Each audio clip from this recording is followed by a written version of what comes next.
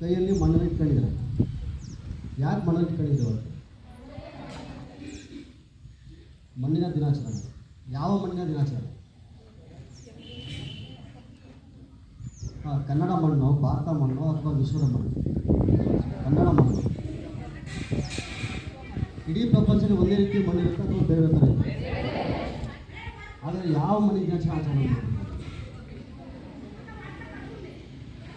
ಇವತ್ತು ವಿಶ್ವ ಮಣ್ಣಿನ ದಿನಾಚರಣೆ. ಯಾರಾದ್ರೂ ಹೇಳ್ಬೋದು ಯಾಕೆ ನಾವು ವಿಶ್ವ ಮಣ್ಣಿನ ದಿನಾಚರಣೆ ಆಚರಣೆ ಮಾಡ್ತೀವಿ? ಯಾಕೆ ಆಚರಣೆ ಮಾಡ್ಬೋದು?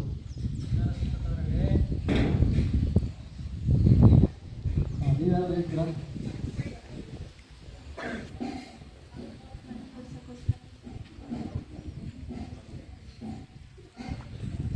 ಮಣ್ಣನ್ನ ಉಳಿಸ್ಬೇಕು ಅಂತ ಮಣ್ಣಿನ ದಿನಾಚರಣೆ ಆಚರಣೆ ಮಾಡ್ತೀವಿ. ಮಣ್ಣಿನ ಪ್ರಾಮುಖ್ಯತೆ ಯಾಕೆ ಮಾಡಬೇಕು? ಬೆಳೆನ ಬೆಳೆಯಬೇಕು, ಆಮೇಲೆ ವ್ಯವಸಾಯ ಮಾಡಕ್ಕೆ ಮಣ್ಣಿದ್ರೆ ನಾವಿದ್ರೆ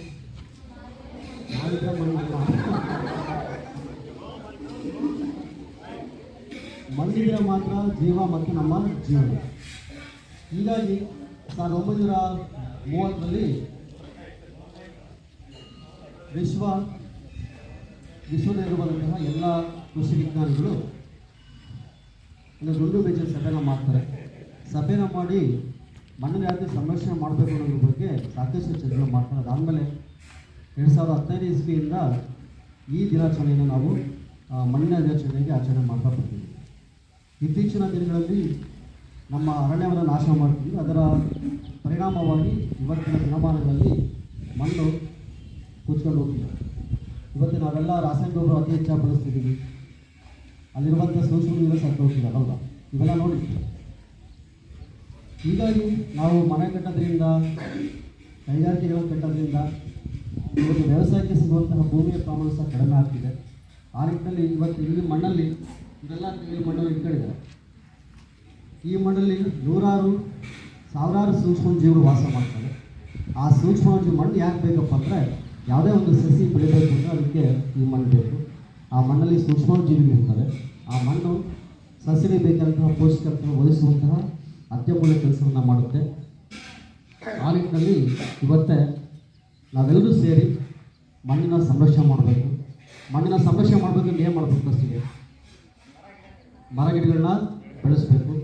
ಆದಷ್ಟು ಈ ರೀತಿ ಬಿಡೋದಕ್ಕಿಂತ ಅದ್ರ ಮೇಲೆ ಹುಲ್ಲನ್ನು ಬೆಳೆಸಿದರೆ ಮಣ್ಣು ಕುಚ್ಕೊಂಡು ಹೋಗಿ ತಪ್ಪುತ್ತೆ. ಆ ನಿಟ್ಟಿನಲ್ಲಿ ನಾವೆಲ್ಲರೂ ಸೇರಿ ಮಣ್ಣಿನ ಸಂರಕ್ಷಣೆ ಮಾಡೋಣ.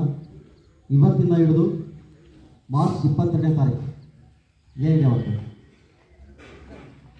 ಎಕ್ಸಾಮ್ ಇರೋದು ಮಾರ್ಚ್ 20 ಇತ್ತು. ಮಾರ್ಚ್ 22ಕ್ಕೆ ಇಂಥದೇ ಒಂದು ದಿನಾಚರಣೆ ಇದೆ. ಪರಿಸರ ದಿನಾಚರಣೆ ಜೂನ್ 5ಕ್ಕೆ. ಮಾರ್ಚ್ 22ಕ್ಕೆ ಯಾವ ದಿನಾಚರಣೆ ಆಚರಣೆ ಮಾಡ್ತಾರೆ? ಅದಕ್ಕೂ ಕನೆಕ್ಷನ್ ಐತೆ, ರೈಟ್? ಕನ್ನಡ ಭಾಷೆ ಸಿದ್ಧವಾದ ಚಪ್ಪಾಳೆ ತಟ್ಟೆ.